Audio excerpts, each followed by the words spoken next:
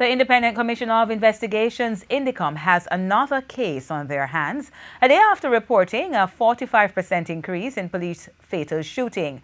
The incident involved relatives in a St. Mary community where the calls for justice ring loud. TVJ's Krista Campbell has more.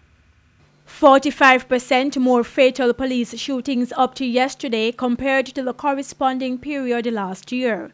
Add another to the list today. About 6 o'clock this morning, residents called police after hearing gunshots at a house 49-year-old John Anthony Davis shared with family members. More than the usual number of police cars expected at a typical crime scene. And that's because at this house on Church Street in Baileysville, Port Maria, St. Mary, a fellow policeman is accused of fatally shooting his uncle. Policeman has no friend in the district. Ask anybody. See me? He man go police in the district and no friend.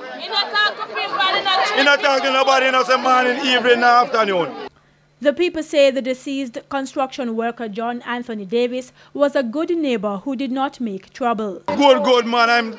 I'm mind him and feed him and give him house to live in. I'm schooling for Cotton Police and I am Bill Alios. I'm a mad father for them over there. Krista Campbell, TVJ News.